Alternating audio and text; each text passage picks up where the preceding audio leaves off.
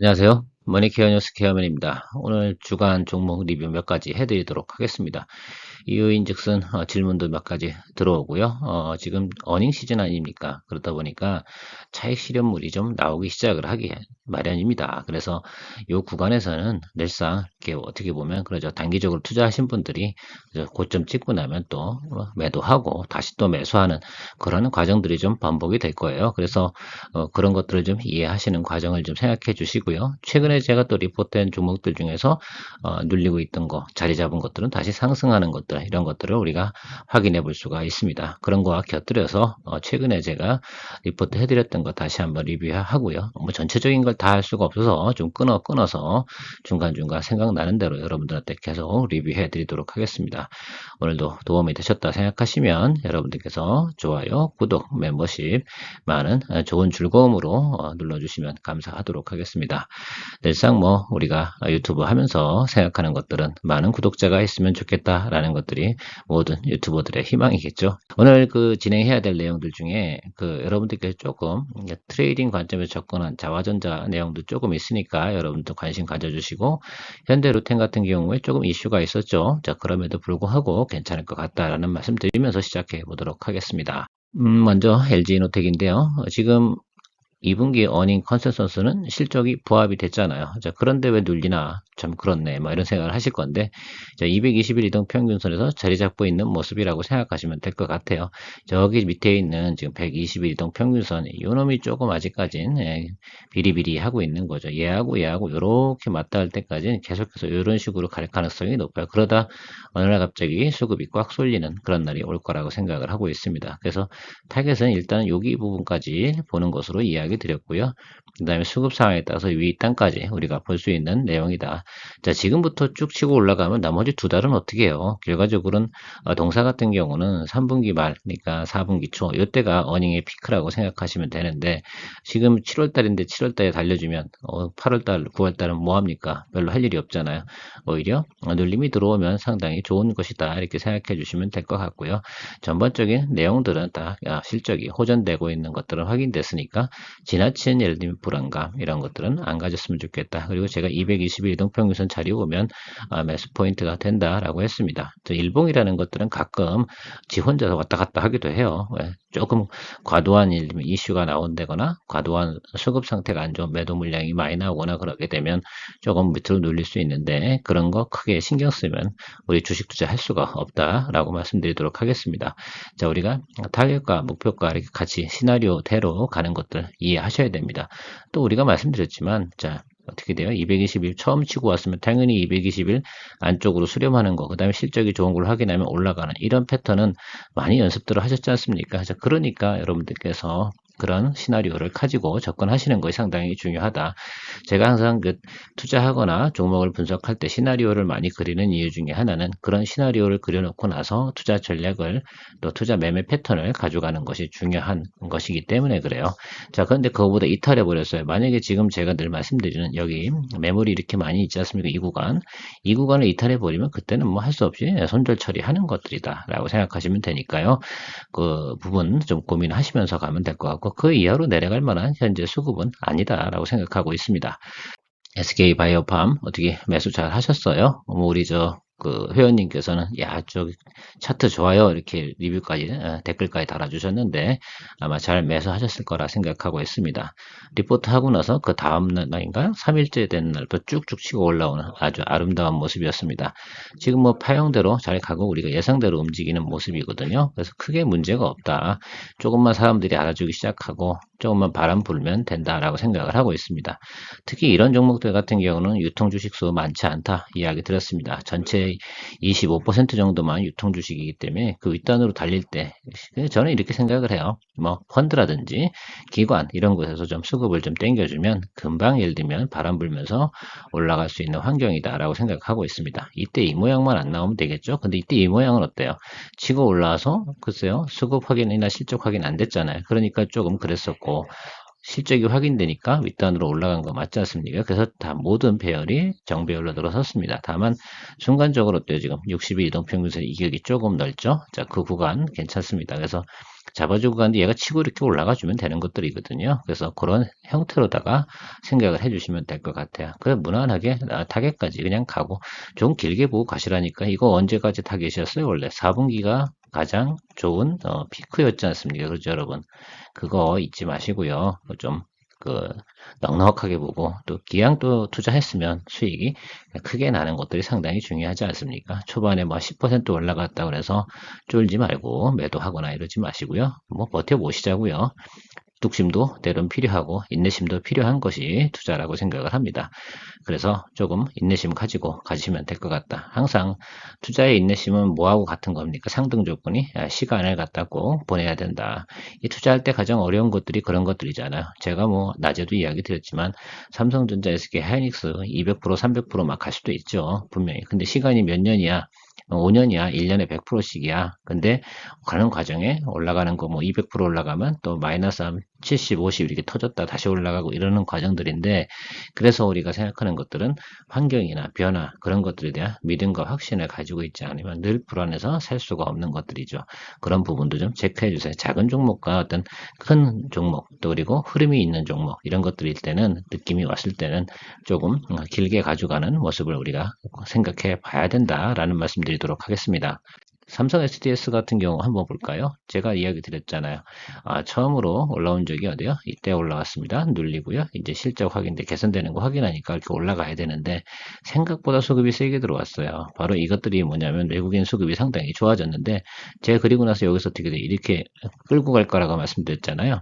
그건 어쩔 수 없어요. 그래서 제가 볼 땐 일주일 정도는 지나야지 된다라고 생각합니다. 다행히 제가 이렇습니다. 자, 업사이드가 높아요, 다운사이드가 높아요, 네, 업사이드가 높아요라고 여러분들께서도 동의하셨을 거라고 생각을 하는데 이런 과정 속에서는 그냥 다시 한번 업사이드로 가야 되는 것들이죠. 우리가 보는 타겟은 여기 화면에 보이는 가격 여기가 아니잖아요. 적어도 피어 그룹에 대한 밸류에이션 정도 수준까지 간다고 그러면 17 이 정도 수준 봐야 된다라고 얘기했는데 눈에 보이는 것만 해도 아직도 높이 많이 남아 있습니다. 그러나 그렇다고 해서 뭐 쭉쭉쭉 이렇게 가겠습니까? 그럴 만한 이유는 없겠죠. 그러면 이상한 것이니까. 자, 그래서 시간을 두고 가야 되는 모습 우리가 고려해 봐야 됩니다. 다만 이런 거죠. 그동안 너무 조용히 있었다는 것들이죠. 실적 대비나 이런 것들이 개선되는데 물론 매출이 과거보다 좀 빠진 건 사실이긴 합니다만 매출 빠지는 거에 대해서 너무 신경 쓰지 마세요. 결과적으로 그 매출은 시간이 지나면 수출 업황이 좋아지면 같이 올라가는 것들이라고 제가 말씀드렸습니다. 자, 그러니까 수출 업황도 제가 볼 땐 점차적으로 개선되고 있는 거 달러의 약세의 모습은 우리한테 상당히 우호적인 시그널임에 틀림이 없다. 그래서 삼성 SDS의 물리 부분도 괜찮아질 것임에 틀림이 없다고 생각을 합니다. 물론 전망치는 나오지 않고 있지만 우리가 지금 돌아가고 있는 전체적으로 매크로 환경을 보면 시장은 우호적으로 돌아가고 있는 것이죠. 특히 뭐예요? 반도체 관련된 수출이 늘어나기 시작을 하면 나머지 삼성과 관련된 것들 어때요? 대부분의 수출이 증가하죠. 그러니까 그 부분만 우리가 상상력을 좀 발휘해보고 리피처를 좀 발휘해보면 되는 부분이다라고 생각하고 있고요. 어쨌든 삼성 SDS 잘 잡으셨나요? 잘 잡으셨으면 댓글 좀 주세요. 그래야지 저도 이 리포트 하면서 기분도 좀 살고 그렇지 않습니까? 뭐 더 좋은 건 따로 있죠. 여러분 다 아실 겁니다. 삼성전기도 제가 이렇게 얘기 드렸습니다. 그 리포트 하고 나서 한 10% 정도 업사이드로 올라와 있습니다. 이 자리에서 자리를 잡아줘야 된다고 제가 말씀드렸어요. 그래서 이 자리에서 밑으로 눌리지만 않으면 된다. 그러면 역시 이것도 좀 끌고 내려와서 자리 잡고 좋죠. 올라온 거 폭에 비해서 눌리는 과정이 지금 3분의 1 정도 수준밖에 조정이 안 들어왔다. 이건 아주 건전한 시그널이라고 생각하시면 되고요. 좋았던 건 이런 거죠. 여기보다 여기 위점이 높았다는 거 아주 매력적입니다. 이게 작은 것 같지만요. 저 윗자리에서 딱 올라가서 자리 잡는 거 이거는 그 파형이 변화되는 어떤 턴어라운드의 모습이죠. 기술적으로 보면. 그래서 그런 것들을 여러분들께서 연습을 많이 하셔야 되고 일단 220일 이단에서 놀고 있는 거 상당히 중요하다라고 생각하시면 됩니다. 일단 파워 인덕터 이런 거 DDR5 생산량 늘어나면 더 많이 생산이 되겠죠.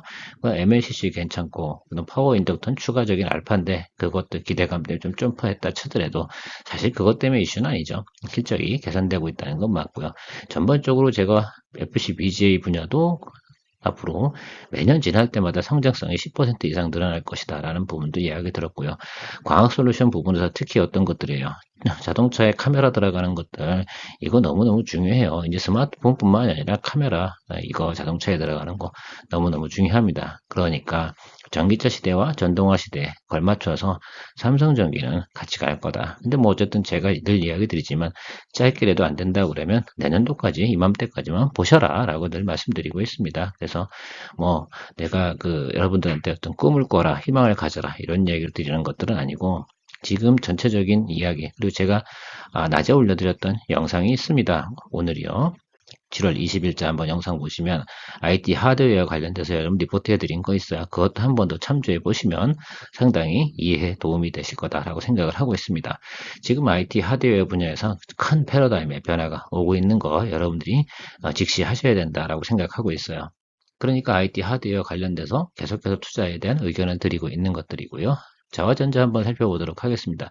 제가 말씀드린 대로 이때 이랬잖아요. 여기보다 여기가 낮아요. 찝찝해요. 그러고 이제 내려올 거예요. 라고 하면 60일 이평에서 잡으면 좋을 것 같아요. 근데 순간적으로 더 치고 내려왔습니다. 자, 그래서 지금 정도에서는 잡아주셔야 돼요. 여기서부터 요거 스펙 안에서 있잖아요. 분명히 놓을 겁니다. 그죠? 여기를 무너뜨릴 것 같지는 않습니다. 제가 볼 땐. 여기까지 무너뜨려도 여기 구간 안에 221 2평 이 수준 안에서 잡아줘야 되는데 이거 되게 좋은 시그널입니다. 여러분. 잡아주셔야 돼요. 분명히 잡아주셔야 됩니다. 자, 적어도 제가 볼 때 이런 패턴 한번 만들어 보도록 할게요. 과거에도 보면 아주 단기적인 구간에서 살펴보도록 하겠습니다. 여기 이 부분인데요. 여기도 쭉 치고 내려왔어요. 그리고 221에서 잡고 치고 올라가는 모습, 이거 보이십니까? 요건 한번 남아있다라고 여기 말씀드리는 거예요. 그리고 빠이빠이 하자고 제가 말씀드렸는데 이해 가십니까?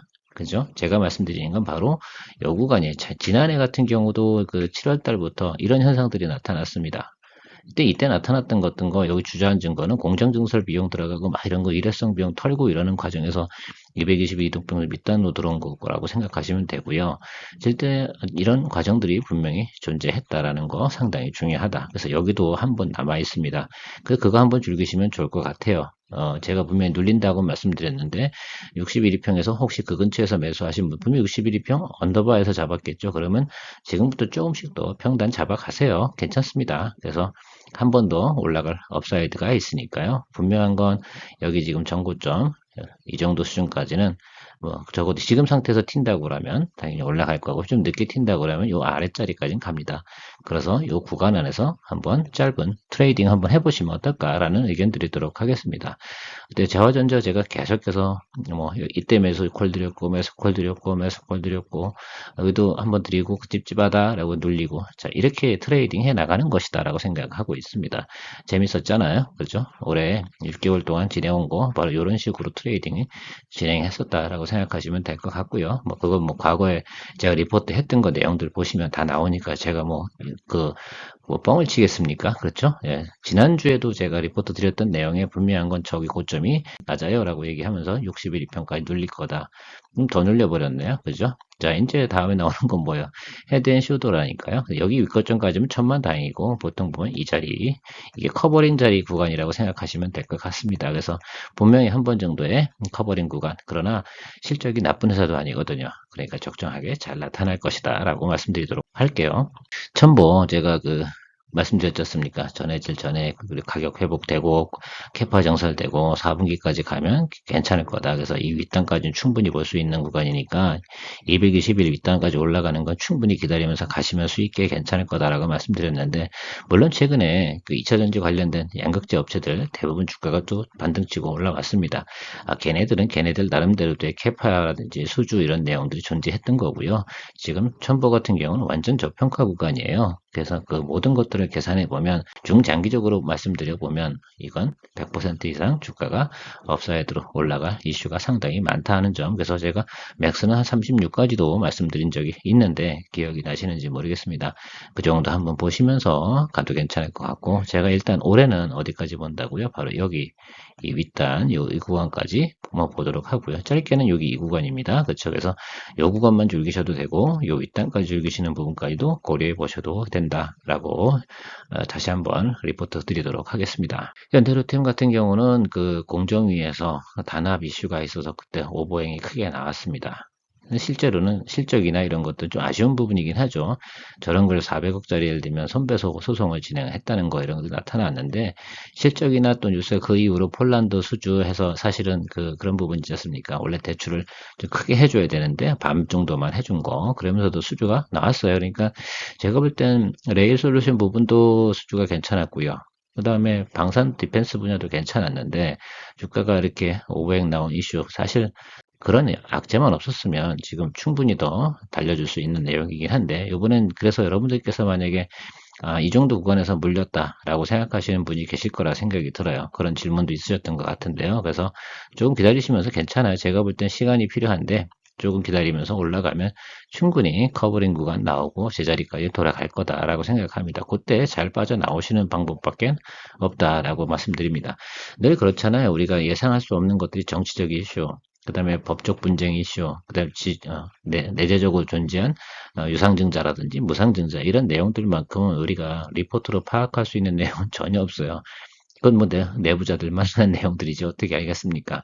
자, 그래서 그것들을 좀 제외하고 항상 우리가 투자해야 되는 것도 그래서 성공률이 100%가 안 나오는 겁니다.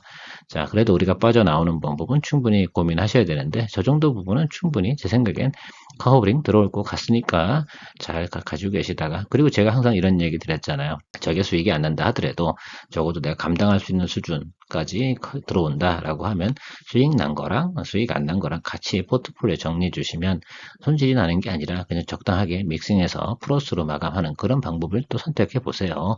항상 단일 종목만 가지고 이게 올라요 내려요 나는 마이너스를 절대 인정할 수 없어.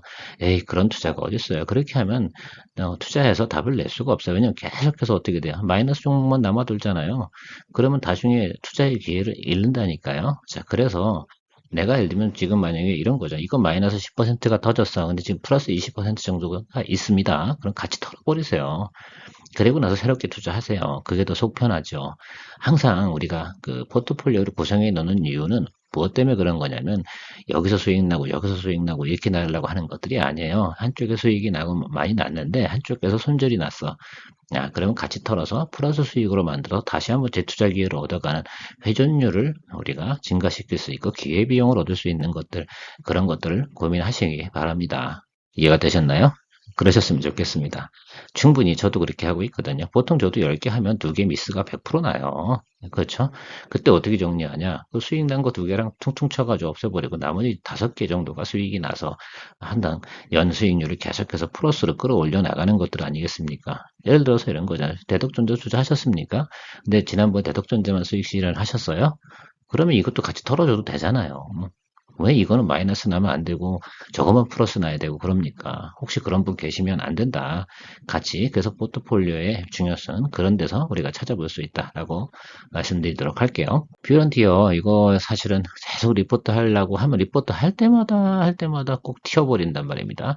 그 사실 지난주 같은 경우도 요거 한번 잡아드리려고 했는데 그날 이렇게 튀어버렸어요. 그래서 제가 리포트를 못 드렸는데 요게 이제 그 쉽게 말하면 그 삼성전기나 LG노텍에서 전장용 그 광학 솔루션 그 제품을 만들어야 되지 않습니까? 그 기계, 그거를 만드는 자동화 로봇, 요것들을 얘네가 퓨런티에서 만들어요. 그럼 그 셋업을 갖다가 정밀하게 만들어내야 될 거 아닙니까? 그렇죠. 그 기계에 장비가 또 있어야 될 거 아니에요. 그 제품을 만들려고 그러면.